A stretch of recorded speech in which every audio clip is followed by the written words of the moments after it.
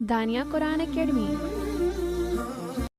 یہ قرآن وہ رستہ دکھاتا ہے جو سب سے سیدھا ہے، اور مومنوں کو جو نیک عمل کرتے ہیں بشارت دیتا ہے کہ ان کے لیے اجر عظیم ہے۔ نحمده ونصلي على رسوله الكريم اما بعد فاعوذ بالله من الشیطان الرجیم بسم اللہ الرحمن الرحیم۔ السلام علیکم ورحمۃ اللہ وبرکاتہ۔ امید ہے آپ سب خیریت سے ہوں گے، انشاءاللہ جہاں ہوں گے ایمان اور صحت کی نعمت سے مالا مال ہوں گے۔ ہاں جی، تو آغاز کرتے ہیں ہم اپنے آج کے سبق کا دعاؤں کے ساتھ۔ تو چلیے شروع کرتے ہیں۔ اللہم صلی علی سیدنا و مولانا محمد وعلی آل سیدنا وعلی آل سیدنا و مولانا محمد وبارک وسلم۔ رب اشرح لی صدری ویسر لی امری واحلل عقدۃ من لسانی یفقہوا قولی۔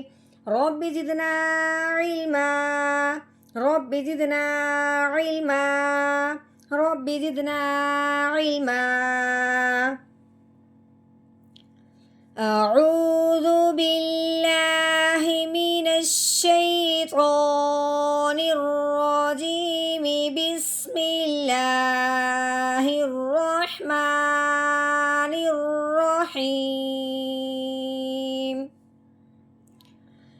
ثم شققنا الارض شقا۔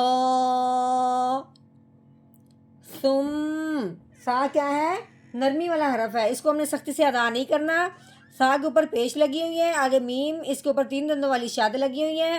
میم اور نون پہ جب یہ شد آ جاتی ہے تو میم اور نون پہ ہمیشہ غنہ کرتے ہیں۔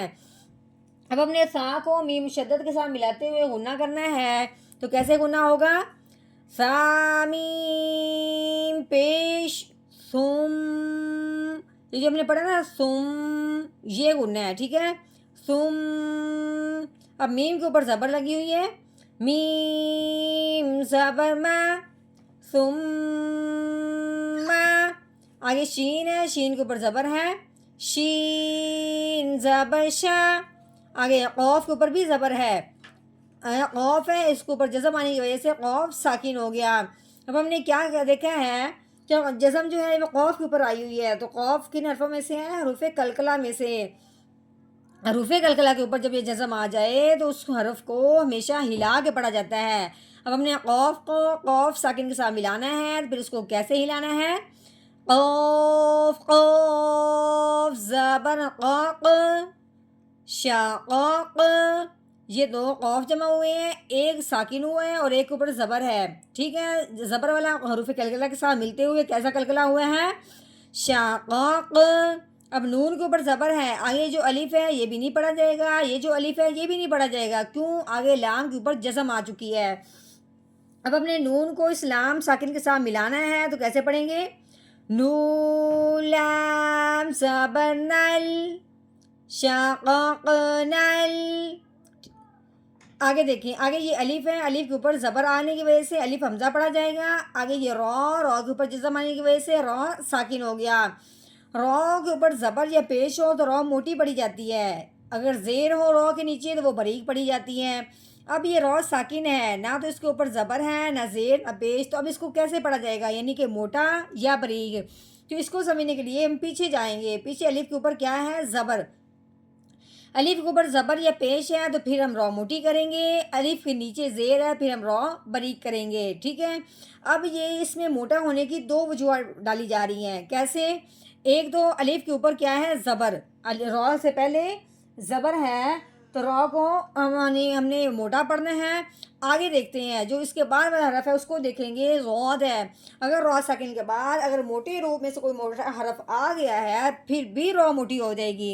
اب ہم نے اس را کو موٹا کرنا ہے، حمزہ رو زبر آر، کیسے؟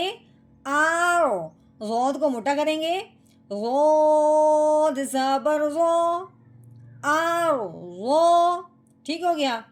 ثم شققنا الارض، ہاں جی شین کے اوپر زبر ہے، آگے قوف مشدد ہے۔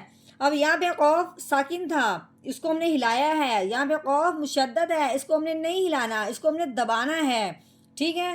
شین قوف زبر شق، کیسے؟ شق، قوف کے اوپر تنوین ہے، قوف دو زبر قن، شق قن۔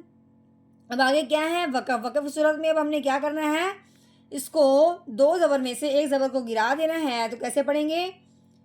آگے وقف، شق، ثم شققنا الارض شقا،